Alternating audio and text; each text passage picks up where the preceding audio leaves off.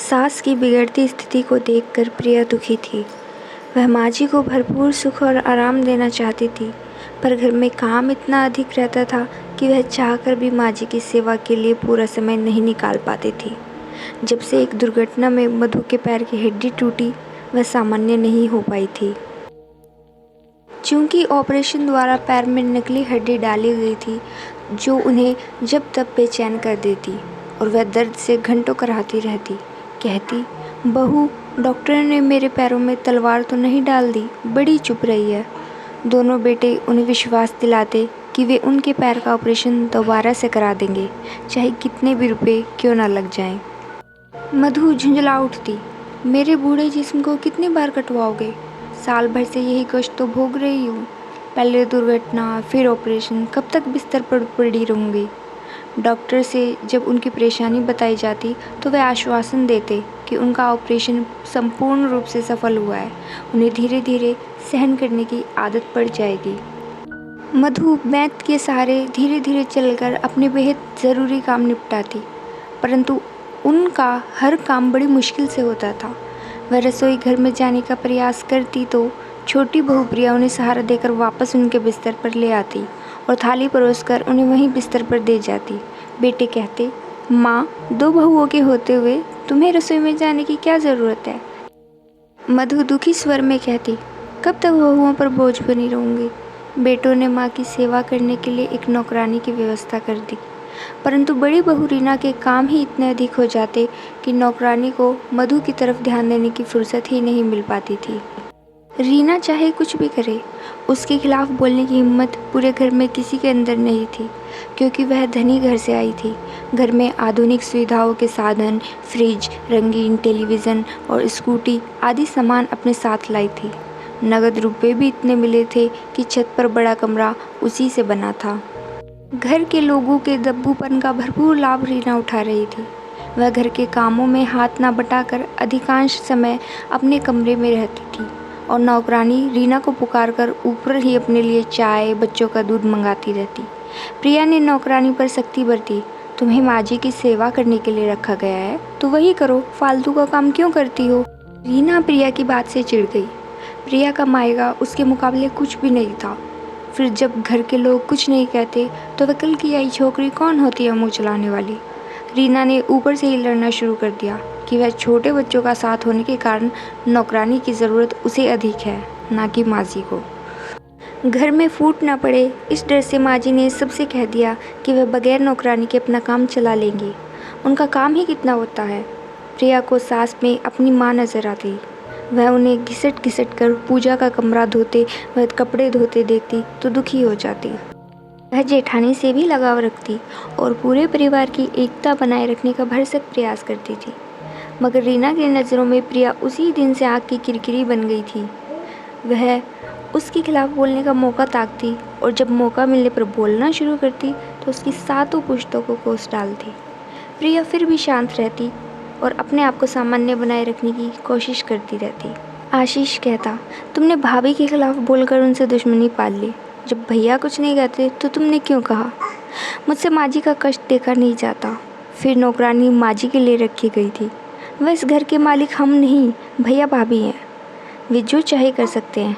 आशीष ने अपनी लाचारी दिखाई। यद्यपि वह माँ को बहुत चाहता था, पर उनके सुख आराम के लिए कुछ भी तो नहीं कर सकता था, क्योंकि उसका वेतन बहुत साधारण था। वह माँ से आराम करने को कहता, पर वह पूरे दिन बिस्तर पर पड़ी ऊब जाती।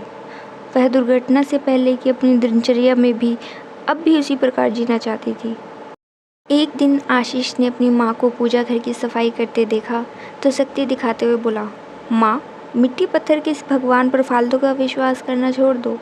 तुमने इनकी इतनी अधिक पूजा की, इन पर आंख मूंद कर भरोसा किया, फिर भी यह तुम्हारे साथ होने वाला हादसा तक नहीं रोक पाए। तू हमेशा नास्तिकों जैसी बातें करता है। यह क्यों नहीं सोचता कि दुर्घटना में मेरी जान बच गई, भगवान जी की कृपा ना होती तो मैं मर जाती। तुम फालतू के अंधविश्वासी हो। मधु के ऊपर बेटे बहुओं के समझाने का कोई असर नहीं पड़ता था। वह पैर के दर्द से कराहती हुई बाल्टी भरकर पानी से गणेश जी की तांबे से बनी प्रतिमा को रेत से मांझकर धोती और आरती उतारकर लड्डुओं का भोग लगाती। तब जाकर भोजन का कौर उनके गले से नीचे उतरता था। प्रिया को अटपटा लगता कि ऐसे तो माँ जी का कष्ट और अधिक बढ़ जाएगा। एक दिन प्रिया दरवाजे के बाहर खड़े ठेले वाले से सब्जी खरीद रही थी। तभी उसकी नज़र एक लड़की पर पड़ी। लड़की ने फटे पुराने कपड़े पहने हुए थे और नौकरानी जैसी लग रही थी। प्रिया ने पुकारा तो वह लड़की उसके नज़दीक चली आई। पूछताछ करने पर पता लगा कि उसका नाम वाणी है और वह कुछ घरों में बर्तन, कपड़े धोने व सफाई का काम करती है। प्रिया ने उसे 2000 रुपये महीने पर माँ जी का पूरा काम करना तय कर लिया और सख्ती से ताकीद कर दी कि वह घर के किसी अन्य सदस्य के बहकावे में आकर माँ जी का काम नहीं छोड़ेगी। वाणी ने उसी दिन से माँ जी का काम करना शुरू कर दिया। उनका कमरा धोया, बिस्तर की चादर बदली और पैरों की मालिश की। माँ जी छोटी बहू का अपने प्रति प्रेम देखकर खुशी से गदगद हो उठी और देर तक बहू को आशीर्वाद देती रही तथा उसकी प्रशंसा करती रही। सास द्वारा प्रिया की प्रशंसा सुनकर बड़ी बहू रीना जल भुनकर राख हो गई और कहे बिना नहीं चूकी कि छोटी ने अपने पास से 2000 रुपये महीने नौकरानी पर खर्च करके कोई तीर नहीं मार लिया। वह क्या घर के लिए कम खर्च कर रही है? पूरे दिन की नौकरानी तो उसी के पैसों की है। प्रिया जेठानी की बात का बुरा न मानकर उसे समझाती रही कि दीदी, हम दोनों माँ जी की बेटियों के समान हैं, उनकी किसी बात का बुरा नहीं मानना चाहिए। रीना बदले की आग में झुलसती रही। उसे बुरा लगता कि सास ने प्रिया की रखी नौकरानी की जितनी प्रशंसा की, उससे आधी भी कभी उसके मायके से मिले दहेज की नहीं की थी। रीना चिढ़ती रही और प्रिया को नीचे दिखाने की ताक झांक में लगी रही। सास का स्नेह प्रिया के तन मन में हिलोरे भर देता। उसने पति से कह दिया कि वह अपने खर्चे में से कटौती करके वाणी का वेतन चुकाती रहेगी। कम से कम सास को आराम तो मिल रहा है। धीरे धीरे वाणी मधु के साथ सगी बेटी जैसी घुल मिल गई। वह रसोई में जाकर उनके लिए चाय व फुलके बना लाती, खिचड़ी बनाकर अपने हाथ से खिला देती। एक बार वाणी को किसी काम के सिलसिले में 4 दिन की छुट्टी लेनी पड़ गई तो मधु की परेशानी अधिक बढ़ गई। अब तो उन्हें अपने हाथों पानी की बाल्टी उठाने की आदत भी छूट चुकी थी।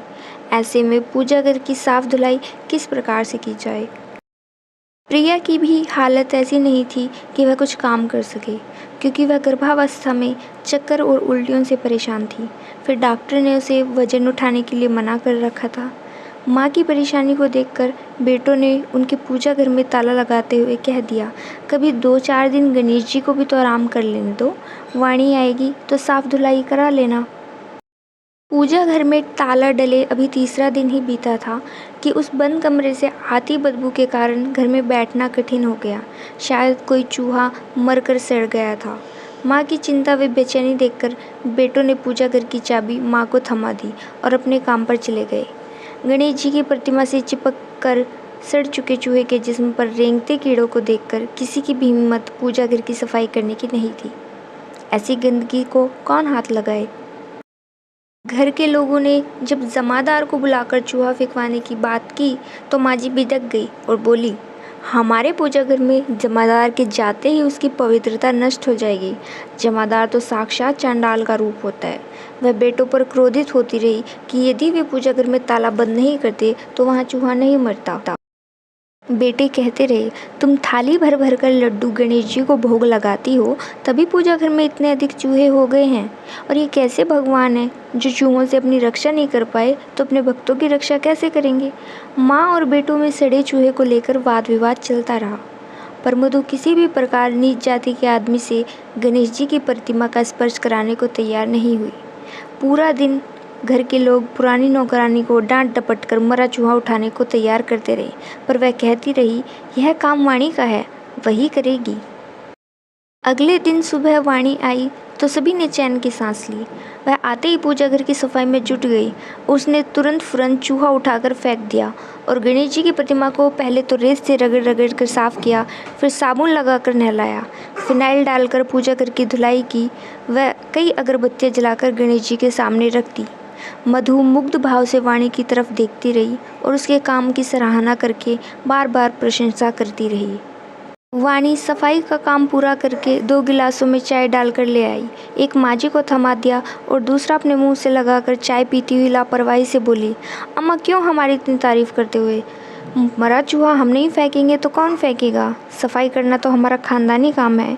हमारे दादा म्यूनिसिपैलिटी के सफाई कर्मचारी थे। माँ अस्पतालों में मरीजों की गंदगी फेंकती है। पिता व चाचा मुर्दाघरों की लाशें ढोंढते हैं।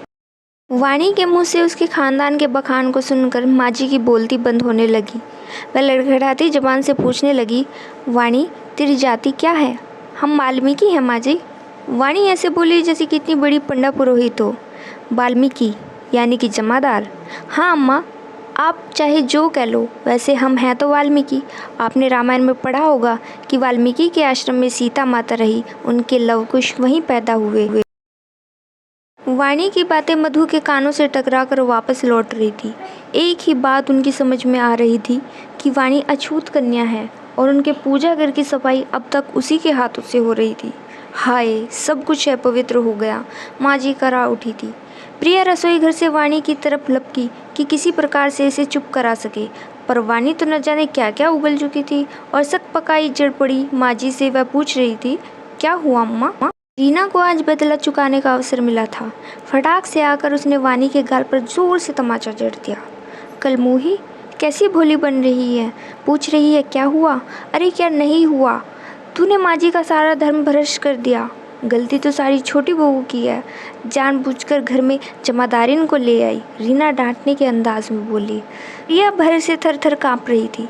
कितनी बड़ी गलती हो गई उससे। वह वाणी को काम पर रखने से पहले उसकी जाति पूछना भूल गई थी।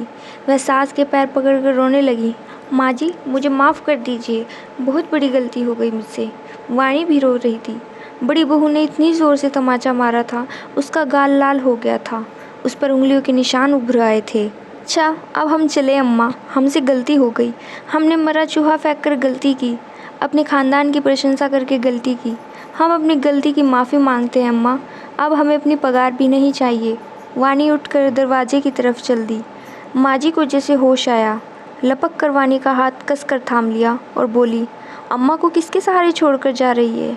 अभी मेरा आखिरी वक्त नहीं आ गया कि तू छोड़कर चल दी। और छोटी बहू, तुमसे कोई गलती नहीं हुई है, यह रोना बंद करो और जाकर मुंह धो लो। माँ जी, आप? प्रिया आश्चर्य से अटक अटक कर बोली। उसकी समझ में माँ जी का यह बदला हुआ रूप नहीं आ रहा था। बाजी उल्टी पड़ती देख रीना चुपचाप ऊपर चली गई। वाणी की रुलाई फिर से फूट पड़ी थी, पर यह खुशी के आंसू थे।